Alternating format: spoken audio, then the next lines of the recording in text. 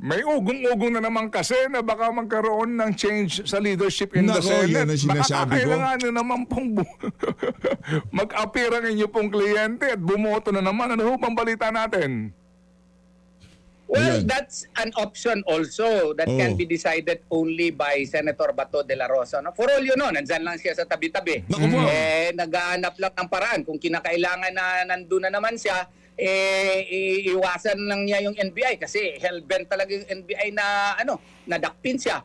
Baka makapasok uli, we never know. But that's a matter that can only be decided by Senator Bato de la Rosa. Interview nitong si Attorney Israeli Tuturion dito kay Manong Ted Filon ang ating pag-uusapan dito sa video na to. Posible daw nasa paligid-ligid lang itong si Senator Bato de la Rosa. At kung sakaling kailangan ng kanyang presensya, sigurado siya ay magpapakita. Isang like at isang subscribe, masaya na ho tayo dyan. At sa mga gusto sumali sa ating community, yung join button nandyan lang ho sa baba. Anak ng tokwa, itong si Erwin Tulfo nanti-trigger. Pambihira, tinitrigger itong si SP Soto. Hindi pa bumalinaw mo pa hanggang sa ngayong mga panahon na to na talagang inatake ng NBI ang Senado. Malinaw ho mga kababayan, wala hong pagtatalo doon. Ano bang ibig sabihin na to ni Erwin Tulfo dyan sa kanyang mga litanya na yan? Marami kaming katanungan sa minority. We have a lot of question. Anak ng tokwa, di pa na kontento. Tagalog na in English pa. Amerikano ka talaga, langya ka. We have a lot of question. Needs answer. Siguro si Sen SP Cayetano lang ang makakasagot. Kailangan siguro ipaliwanag and the people are waiting. Pambihira naman. Ano ba talaga? Was it staged? Was the Senate under attack? O kung stage, anong gagawin mo? Kung under attack, anong gagawin mo? Kung stage, tanggalin natin si Soto, tanggalin natin si Cayetano. Sino ipapalit natin? Ikaw. O, gusto mo maging Senate President? Ang tanong, gusto mo ba ng tsa-tsa? Ang tanong ko yun. Nga pala. Kandidato ka nga pala ng alyansa. Di umano base doon sa naging doon sa mga isiniwalat nitong si Senator Rodante Marcoleta na di umano yung mga kandidato ng alyansa ng mga magnanakaw direktang nakinabang diyan sa kickback ng flood control. Base kay Senator Rodante Marcoleta, meron daw listahan itong si Adrian Bersamin na kung saan naka-itemize yung pinagkagastusan noong mga nakuha nilang kickback dito sa mga maanumalyang flood control project. At doon sa item na yon, meron para dyan sa mga senatorial expenses ika. Meron pa nga, nandun pa nga daw si Andrew doon sa listahan, pambihirang yan. So anong gusto mangyari ngayon? Charter change tayo. Term extension tayo kay Marcos Jr.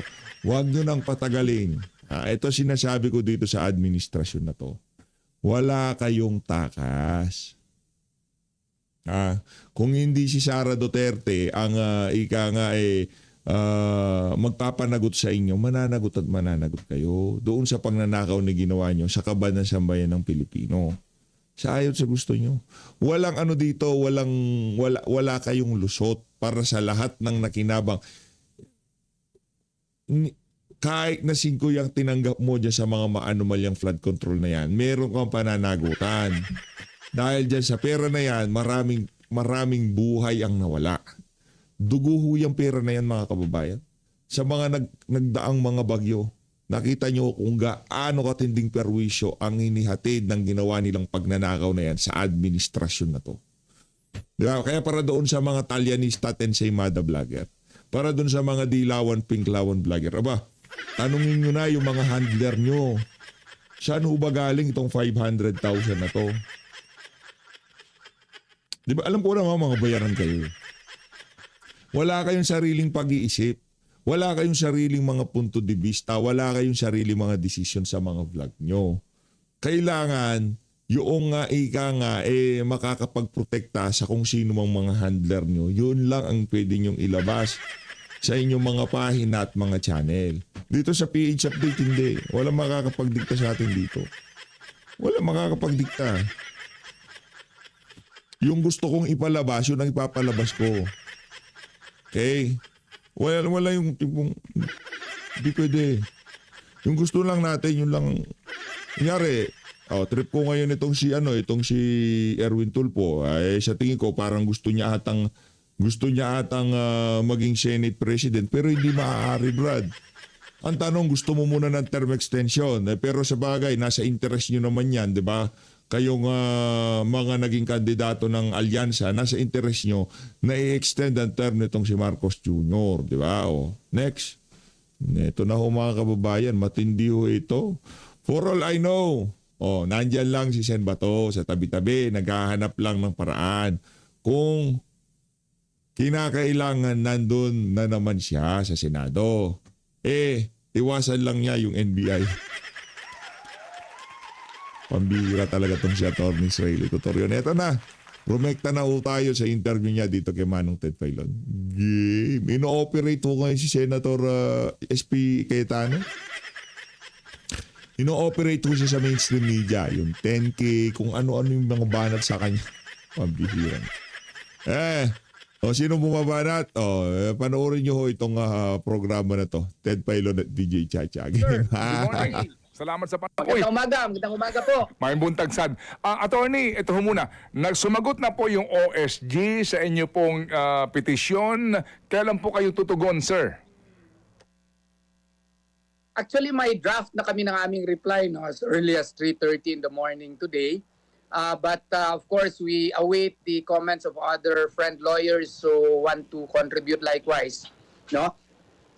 But we gave ourselves a 2 p.m. deadline, even if tomorrow pa yung aking, yung deadline ko. So today po, ang deadline ninyo, ano yan? Deadline ba to submit? Tomorrow pa ang deadline. But Tomorrow. Tomorrow ang deadline namin, pero we are giving ourselves a 2 p.m. deadline. Alright. So technically po, ang deadline ninyo per Supreme Court order is until tomorrow po.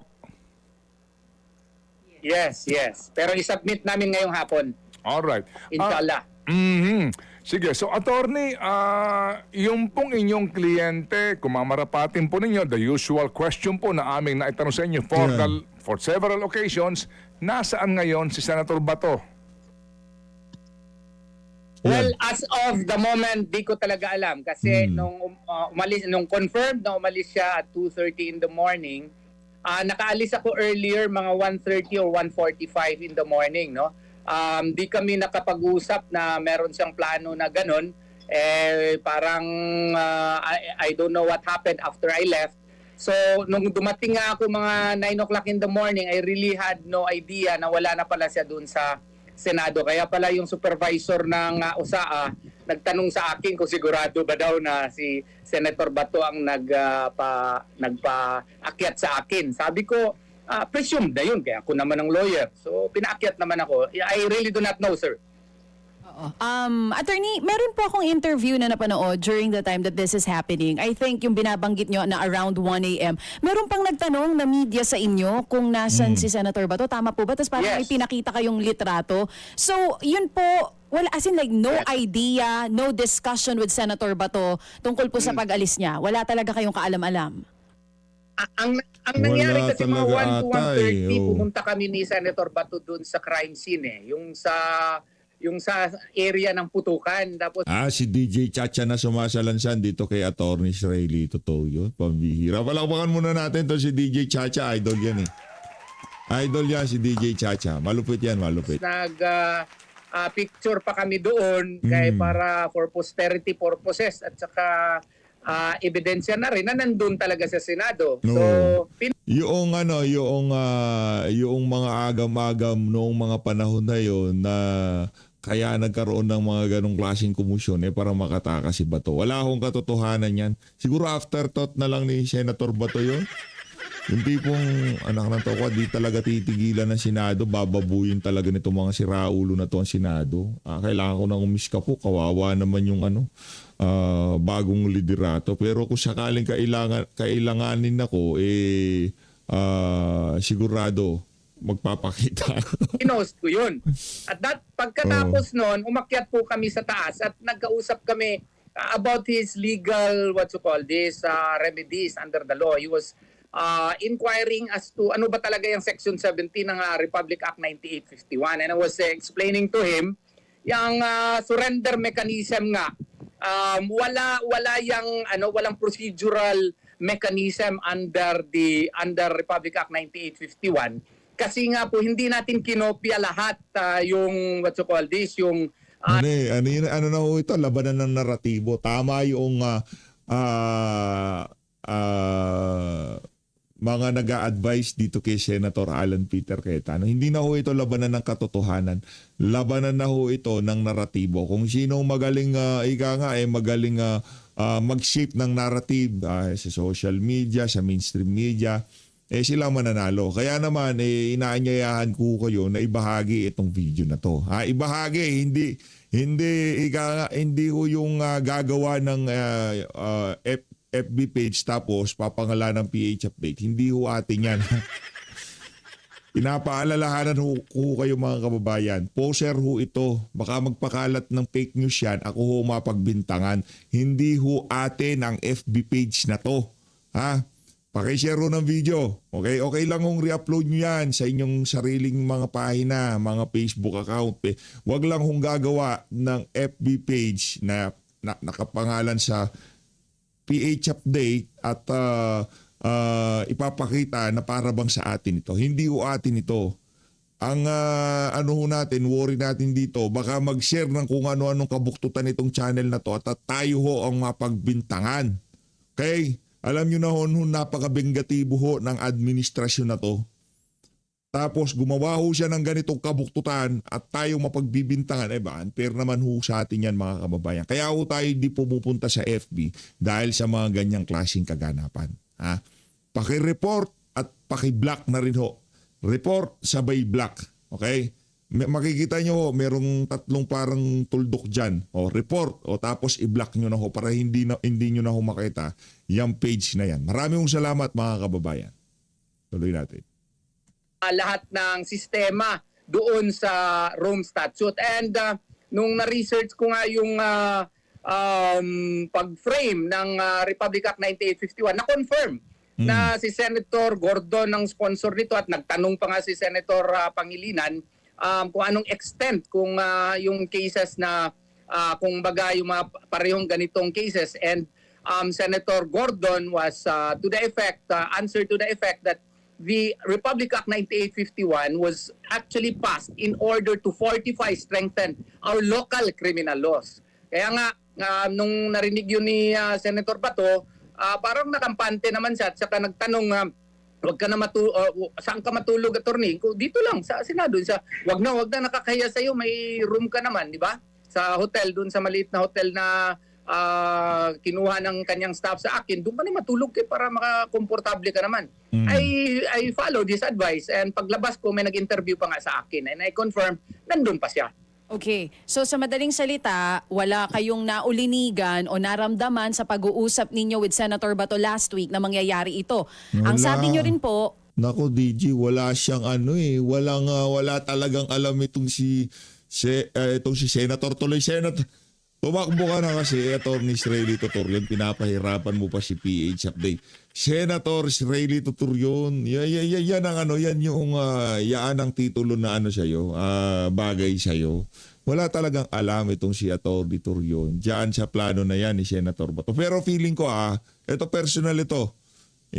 Ako feeling ko lang, wala sa plano ni Senator Bato na umalis sa Senado. Kasi doon sa mga earlier pronouncement niya, sinasabi niya, kakaano ko lang naman dito, senador naman ako ng Republika, bakit niyo ako pinapaalis sa Senado? Excuse ko muna yung mga legal remedies ko. Pilipino naman ako, ganun yung kanyang messaging Noong nagkaroon na ng kaguluhan, talagang balagbag na sila dyan, umalis na ho siya. Kasi parang nabasa na niya kung paano i-frame ng mainstream media ng Malacanang yung mga kaganapan na yan. Kaya minabuti niya na bago pa umabot na suspindihin ito si Mawa Plasca, 'di ba, magkaroon ng panibagong Senate Sergeant at Arms, hindi suspindihin itong si Matibag, magkaroon ng panibagong pag-atake sa Senado. Minabuti niya na umalis siya. Ngayon, kung alam yan nitong si Attorney Rito Turion, palagay ko iba yung ipapayo nitong abogado na tumahusay ito, di ba? Marami siyang ibibigay na option. At ang pag-alis sa Senado, sa tingin ko hindi niya ikukonsidera yan kasi mas protektado nga si Senator Bato diyan sa Senado. Pero Bato yan di ba? Hindi niyo mahuhuli yan. Hindi niyo siya Kunyari. nakakausap ngayon, pamilya lamang niya, tama po ba? Yes. Pamilya lamang niya. Kasi nung nandun siya sa Senado, tinanong ko siya, Boss, bakit di mo ako kinukontak? Kasi kung mag-text ako, may ping yan, natitrace yan, sabi niya sa akin. Oo. Digo, kaya pala, yun Oo. pala yung explanation. At saka nakadaan na din ako niyan sa KOJC Seeds. Ewan ko ba itong buhay ko? Sa KOJC Seeds, nandun ako. Doon sa Senate Seeds naman, nandun din ako. So, ganyan lang siguro ang nasa palad ko. So itong ginawa ni Senator Bato is his personal decision? Wala po kayong advice na gano'n? Wala akong advice na ganun. Of course, as a lawyer, I only present alternative courses of action to my client. Ilang beses ko na yan nasabi. I discuss the strengths, weaknesses, opportunities, strengths of such alternative courses of action. I let the client decide. Honestly, before I left, hindi namin napag-usapan yan. Yun lang ibang mga options niya. Attorney, ano ang public perception kasi ngayon, ito based sa mga nakikita ko online, kung wala talagang ginawa namang mali, bakit nawala? Bakit nagtatago na naman ulit ngayon? Ano po ang... Kung bakit walang ginawang mali, bakit nawala? Nagtatago na naman ho siya ngayon. DJ, sa pagiging adik ng administrasyon na to, anak ng tokwa, mabansagan ka lang na kaalyado ni Duterte kung ikaw ay politiko, kahit nakaupo ka lang, mawawalan ka ng budget. Di ba? Nabansagan ka Duterte supporter, hindi mo inaayoy yung mga pagnanakaw nila. Nakaupo ka lang sa isang sulok, nananahimik ka. O dahil nananahimik ka, tatanggalan ka nila ng budget. Ganun katindi ang administrasyon na to. DJ, hindi nila kailangan ng dahilan para benggahin ka. paliwanag nyo doon? Dito sa pangalawang pagkakataon na nawawala na siyempre naman si naman, Senator. there is really so against him. Walang klaro sa kanya under local jurisdiction. At saka, granting for the sake of argument na may jurisdiction pa nga ang ICC dito, to which we question that, ha? Granting for the sake of argument na may jurisdiction pa siya. Yung recognition of a warrant of arrest is different from enforcement of a warrant of arrest. Kaya nga po, ang sa amin dito, the Constitution is supreme in our jurisdiction.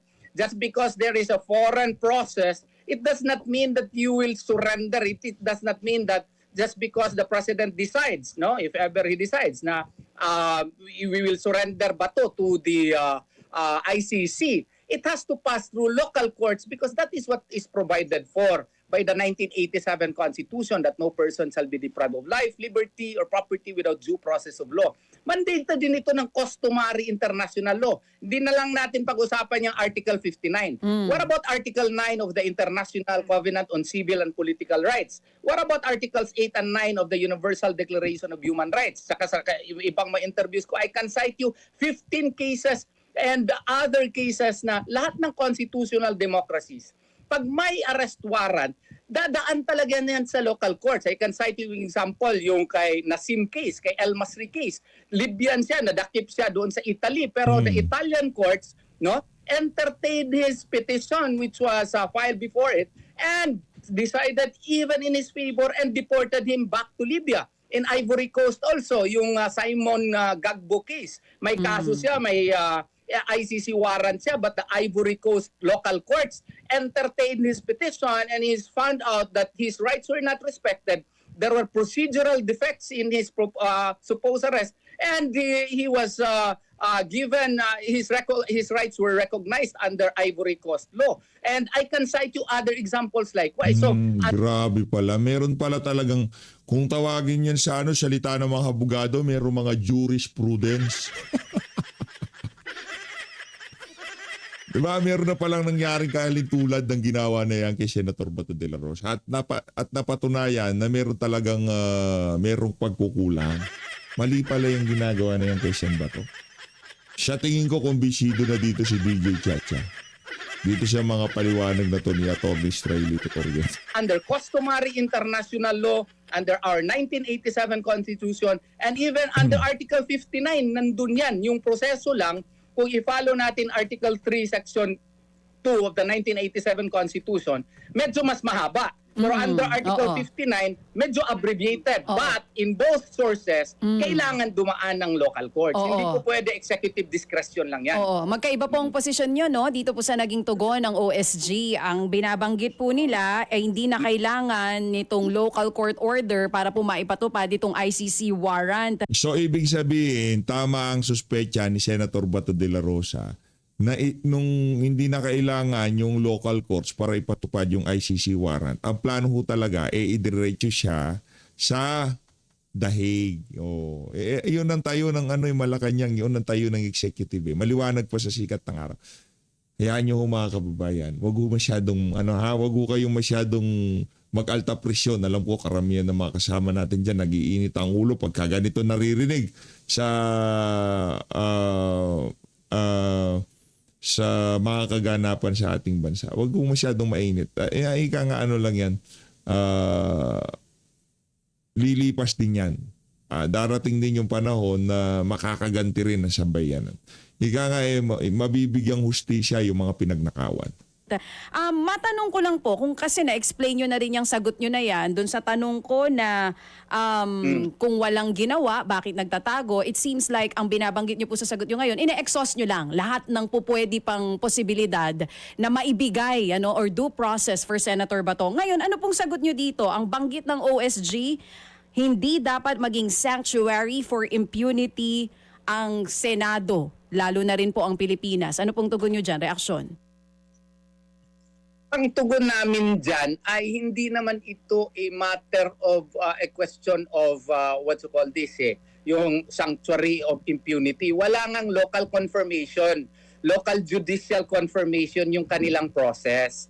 Ang sa amin is yung ngang foreign judgment, yung divorce decree, ma-divorce ka doon sa abroad. Kailangan nga yan under Rule 39, Section 48, ipa-confirm, ipa-affirm dito by a local courts. How much more for a foreign warrant of arrest, which will... Ganun yun. Pag pala dinivorce ka sa ibang bansa, kailangan mo pang isang guni sa ating mga local court sa Pilipinas. Pambihira yun. Divorce lang yun. Arrest warrant ito. Anak ng Petrang Garapata. You're right. Yung nga po, attorney, kumbaga attorney, same answer to the previous question, ano po? Yung inyo pong Same argument. answer. Okay, Same answer. yes, correct. But Sige how po. can we call him a fugitive from justice when there is no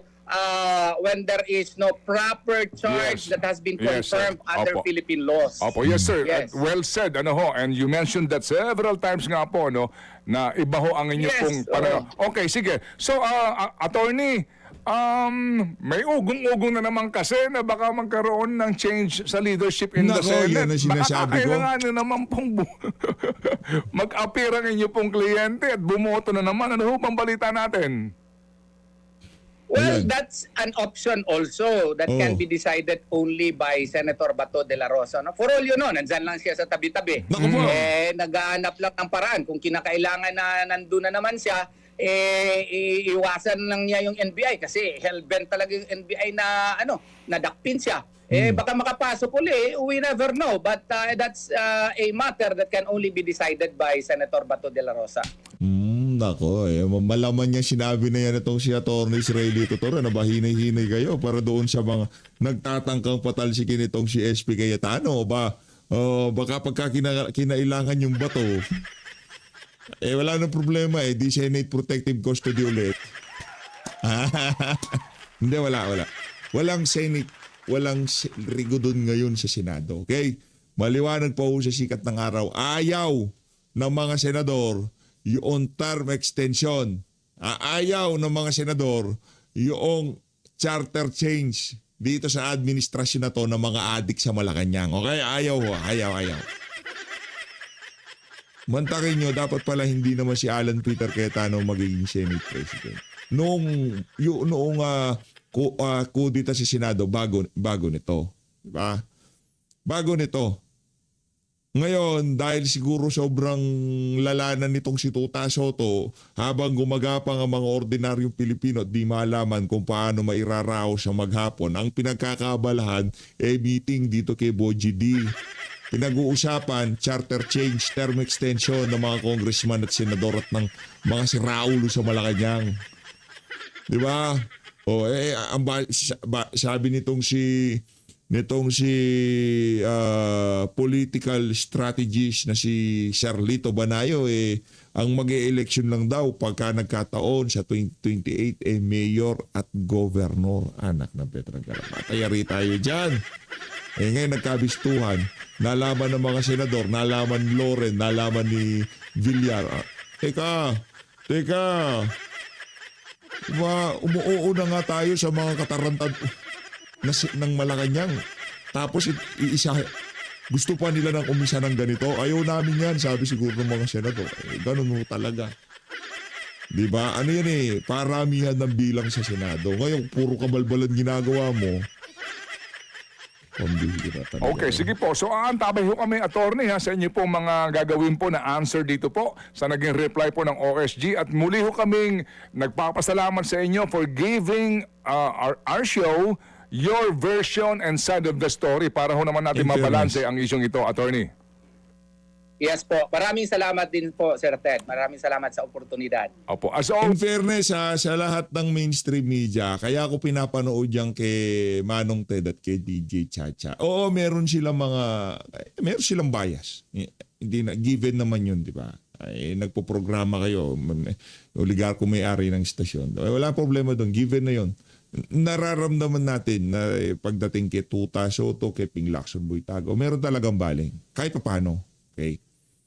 Pero sa lahat ng news anchor, sa lahat ng reporter, sa lahat ng nag-i-interview sa media, isa itong si Ted Filon sa hindi nagpipilit sa naratibo doon sa kanyang ini-interview. Hindi siya kagaya nung ibang mga nag-i-interview sa media na kung saan isusukalgal sa bunganga nung kanila mga ini-interview yung naratibo na gusto nilang takbuhin ng programa. Hindi ho ganon yan si Manong Ted Filon. At segue ho tayo. Lipat ho tayo Lunes ngayon. Siyempre Lunes kailangan mapasyadahan natin lahat ng ika nga dapat malaman sa bayanan. O dito ho tayo. Ano ba ito PH? Interview ulit. Dito si Atty. Israeli Toturion. Hello, good morning. Good morning po. Attorney, ano po ang inyong reaksyon dito po sa pagsumite ng OSG ng kanilang komento laban nga po dito sa Eto di ako magtataka kung biglang maging senador itong si Atty. Israeli Toturion. Totoo lang sa totoo lang. Di ako magtataka. Kung at saka kung manalo to, di ho tayo magtataka. Kung biglang manalo tong si Atty. Israeli Toturion. hinihingi po ng kampo ninyo ni Senator Bato na TRO? Well, actually, we are in the process of finalizing our reply, no? Because we are given 3 days. Supposedly Tuesday yung aming last day, but we will decide to submit it within the day. Pinakamatagal siguro at 2 o'clock. Finished na, but I just have to make some refinements. Attorney, nasaan nga ba ngayon si Senator Bato? Maaari niyo po bang masabi yung kanyang lokasyon at Ito naman si Kuya para namang eng-eng. Minsan talaga yung mga taga-media. Yung rekta tatanungin nasaan po ba si Senator Bato, pwede nyo ba na sabihin yung lokasyon? Hindi ba pwedeng kumusta na hubang yung kliyente? Palakpakan natin yung mga media. Yung mga mga bagito, mga nagpapaka Ted Filon. Diba wala naman sa hulog yung mga tanong. nasabihan din po niya ba kayo na aalis siya ng Senate Complex noong Huwebes dahil alam na mga natin humingi siya ng protective custody mula sa Senado? Well, honestly, hindi ko alam, no? We parted ways mga 1:30 in the morning, if my memory serves me right. And wala na ako nung na-confirm na umalas siya mga 2:30 a.m. No, I did not know what transpired after I left. And I just learned thereafter and confirmed thereafter through the declaration of Senate President Cayetano na wala na nga siya doon sa Senado. He is making himself unavailable. But that does not mean that he is a fugitive from justice. Ano po yung reaction ninyo, Attorney, sa mga nagsasabing diversionary tactic lamang daw yon, yung putukan sa Senado noong Miyerkules para daw makatakas si Senator Bato? Naku po. Imposible yan. Kasi morning pa lang nandun na ang NBI. No? It shows pati yung chief ng NBI pumunta na sa Senado and really attempted to enter the Senate. Hindi naman po pwede na conspirator din namin yung NBI. And minutes before the firefight happened, nakakuha pa nga ako ng video nung nandun ako sa sa office, harap ng office ni Senator Bato de la Rosa balcony, at nakakuha ko ng mga video na confirm pala ng mga NBI talaga noon na nagka-casing doon sa opisina ni Senator Bato de la Rosa, at na-post ko yun sa Facebook. And confirm ka, nandun talaga sila doon sa vicinity ng area. Alright. Balik po tayo dun sa sinabi, no, yung komento ng OSG. Iginit po nila na maaari pong ipatupad itong ICC warrant kahit wala pong hiwalay na aksyon mula sa local courts. Iginit po nila po yung RA 9851. Ano po ang pinakamalaking legal disagreement po ninyo dito? Ang pinakamalaking legal disagreement ay tayo lamang sa buong mundo. Ang napaka-unique na bansa na willing tayo na yung ating kapwa Pilipino ay isuko kaagad sa isang foreign court, no? Adik eh. Tony Torion, adik eh. Unique tayo kasi adik yung mga namumuno sa atin, mga mero sira sa tuktok. This is not only covered under Article 59 of the Rome Statute, kasi sabi na hindi na daw kami maka-invoke Article 59 of the Rome Statute, no? Napakamali naman po yun. We cannot cherry pick. Yung arrest warrant is based under Article 58. So, yung Article 58, ini-enforce nila. Article 59, hindi kami maka-invoke. Pero hindi lang yan. We are also a signatory to the International Covenant on Civil and Political Rights. If you read Article 9 thereof, nakasaad doon that the respondent has the right to secure the aid of the local courts and determine whether or not he has defenses under the law and his rights are protected under the law. Articles 8 and 9 of the Universal Declaration of Human Rights likewise state that. So it is customary international law to accord a citizen, no, or accord any person the remedy of going to courts, to the nearest competent judicial authority, in the whole world, in whatever constitutional democracies. This happened in Italy. El Masri Nassim, no? Isa siyang Libyan na dakip doon sa Italy, and then the Italian courts, no? Yate,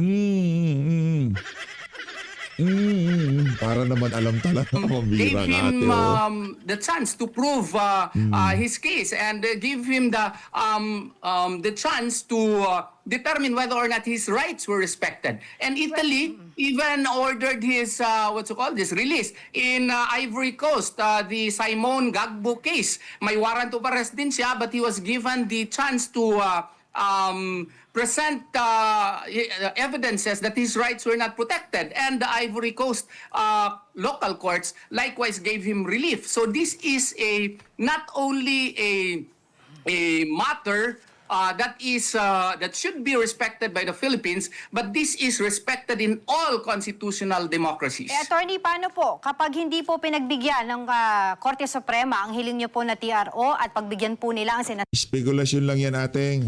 Hindi natin pwedeng pangunahan kung ano man ang magiging desisyon ng Korte Suprema. Yung senaryo na yan, lalabas at lalabas yan. Makikita natin kung ano magiging tugon ng Korte Suprema diyan sa ano na yan, diyan sa petition na yan ni Sen Bato de la Rosa. Nasabi ng Pero okay lang naman, tanong mo yan, baka yung pinapatanong ng hamumuan, magagawa mga natin. gobyerno, executive government natin. Ano po ang magiging hakbang ng kampo po ni Senator Bato? Well, I am a positivist. No? Ayoko po pangunahan yung Korte Suprema dito kasi it's really within their discretion as to whether or not it will act favorably. But if ever it will not act favorably, we are studying other remedies under the law. But as to what are these remedies, I could not reveal as of the moment. Galing yan. Ay, ano po ang masasabi po ninyo dito sa komento ng Solja na dapat daw po ituring na pugante si Senator Bato de la Rosa dahil sadya po siyang tumatakas sa batas. And ang ICC website po mismo, sinabi po, suspect siya.